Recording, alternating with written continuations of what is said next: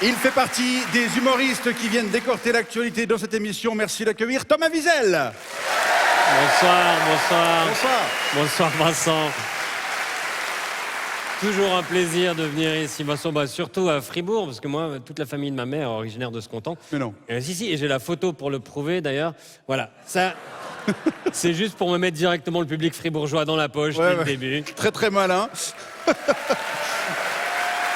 Mais vous avez encore de la famille par ici? Ah oui, j'ai plein de familles ici. Mon grand-père, il avait 9 frères et sœurs, ma grand-mère en avait 13, donc je crois que la moitié du canton, c'est mes cousins.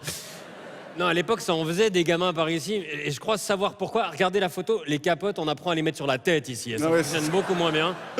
Ça doit être ça. Mais est-ce que vous avez vu des choses dans l'actualité? Alors oui, pas loin d'ici, l'aéroport de Payerne a désormais son sigle de 3 lettres. Alors vous savez, Genève a GVA, Zurich ZRH, et donc Payerne, vous voulez deviner? PRN? Non, c'est VIP. Non, j'invente pas. Ils disent que ça correspond à leur positionnement sur l'aviation d'affaires. On pense VIP, on pense direct à la broie, quoi. Enfin, chérie, on va se faire des vacances VIP, on va aux Seychelles. Non, encore plus VIP, on va visiter l'aéroport de Payerne. Comment ils ont fait pour avoir ce VIP? Alors, c'est expliqué dans l'article. Ils ont dit, on a pensé dans un premier temps à le justifier par Veau International Payerne, mais on a finalement annoncé que ça signifiait Very Welcome in Payerne.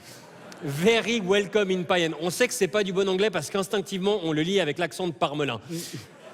Et en plus, very welcome in Payerne, ça fait pas du tout VIP les lettres. Mais bon, je vais pas du tout casser l'ambiance. On a quand même l'aéroport le plus VIP du monde en Suisse romande. J'adore. Appeler son aéroport VIP, c'est l'équivalent de se commander sur Facebook un t-shirt « Les légendes naissent en avril ». Et pourtant, c'est vrai, hein? Oui, Vincent, joyeux anniversaire en avance pour demain. Mais c'est super d'être fier de votre mois de naissance. C'est vrai que c'est celui des légendes, avril. Le maréchal Pétain, Michel Fourniret, Adolf Hitler. Maud Gaulet également.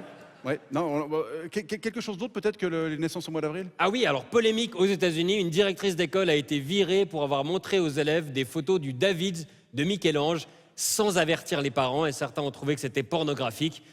Bon, ok, David est nu, mais je crois qu'on peut dire que les parents qui ont dit que c'était porno, c'est clairement des gens qui n'ont jamais vu de porno. Hein. Ou alors c'est des films tournés quand il fait très froid, Vincent. Mais qui a viré la directrice? Alors c'est le conseil des parents d'élèves qui a pris la décision. Je crois qu'on a une photo de ce conseil. Voilà, c'est eux. Mais je comprends que ça puisse être choquant si tu n'as jamais vu de sculpture de la Renaissance, ce niveau de détail, cette pureté du geste, cette légèreté du trait. Du coup, évidemment, il faut cacher ça. Et ça, on a une solution. Voilà, c'est beaucoup mieux comme ça. Ah ouais, clairement. Cinéma. L'acteur François Civil a menti pour avoir le rôle de D'Artagnan. Il a dit que Les Trois Mousquetaires étaient son livre de chevet. Et c'était pas vrai. Bon, ça va, c'est pas la première fois qu'un acteur a menti pour un rôle. Jonathan Cohen a aussi menti pour décrocher un rôle important dans le dernier Astérix. Il a dit « Ouais, j'ai lu le scénario, c'est marrant ». Et même moi, moi j'étais que dans un seul film, Suisse, mais j'ai menti aussi. J'ai dit oui, je sais jouer la comédie. Ouais, bon, ça c'est clairement un immense mensonge, quoi. On est d'accord. Musique, le chanteur Gims a réécrit l'histoire dans une récente interview avec plein de déclarations surprenantes, dont les Égyptiens antiques avaient l'électricité et les pyramides étaient des antennes. Bon, alors on peut se moquer, mais il existe des preuves en hiéroglyphes sur les murs des pyramides, on en a retrouvé. Par exemple ici, file-moi le code du Wi-Fi, je veux aller sur Insta.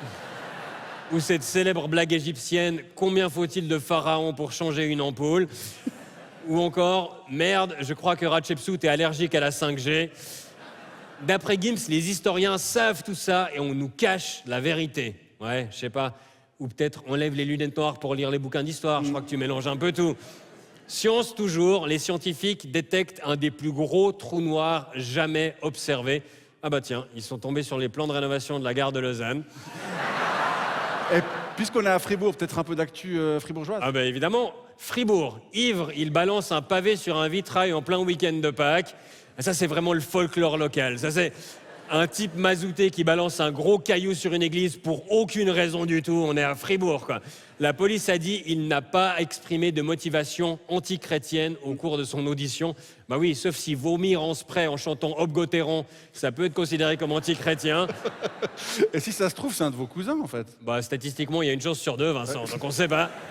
Ah bah, puisqu'on est dans le domaine de l'alcool, aux États-Unis, un train transportant de la bière a déraillé, déversant sa cargaison dans une rivière. pour le plus grand bonheur des pêcheurs. Alors normalement, quand tu vas à la pêche, tu prends des bières avec et t'espères attraper des poissons. Bah là, les pêcheurs, ils ont acheté le poisson, ils espéraient pêcher les bières. Est-ce qu'il y a un impact sur l'environnement? Ouais, je sais pas, mais c'est de la Coors Light, c'est pas la première fois qu'il y a de la pisse dans un ruisseau, Vincent. Enfin, en tout cas, les poissons vont bien, ils ont répondu aux journalistes. Moi, je suis pas bourré, moi j'arrive à nager tout droit, moi. Mais vous avez menti, vous jouez vachement bien la comédie, vous faites super bien le poisson bourré. Faut juste qu'on me propose un rôle de poisson pompette. Et moi, j'attends que ça. Au Kenya, Vincent, Oui. 4 fidèles d'une secte sont morts après avoir jeûné pour rencontrer Jésus. Bon, bah la première étape est accomplie, du coup. Bon, techniquement, le gourou a pas dit dans quelles circonstances ils allaient rencontrer Jésus, quoi. Il fallait juste mieux lire les petits caractères. Et pour terminer, économie, Tupperware est au bord de la faillite. L'entreprise a perdu 94% de sa valeur en bourse parce qu'elles ne vend plus assez de Tupperware. Je pense que le problème, c'est que les tubes, c'est trop durable. Ils en ont vendu plein dans les années 60, mais ils sont tous encore en circulation. C'est comme les Patek Philippe. On ne possède jamais vraiment un Tupperware, on en prend juste soin pour la génération suivante. Ouais. Même si désormais, ils ont tous la même couleur orange clair qui n'est plus jamais repartie. Après avoir mis une fois des spaghettis bolognaises dedans. En tout cas, Il y a du vécu, hein. je vois que je suis pas le seul à qui c'est arrivé. En tout cas, si Tupperware meurt, je sais déjà que ce sera une cérémonie avec cercueil ouvert, parce que personne ne pourra retrouver le couvercle à la con. Bah arrêtez de les chercher, vos couvercles de tubes, ils sont à Fribourg, sur la tête des Armaillis. Merci beaucoup, Thomas Wiesel. Merci. C'était donc ça depuis le début.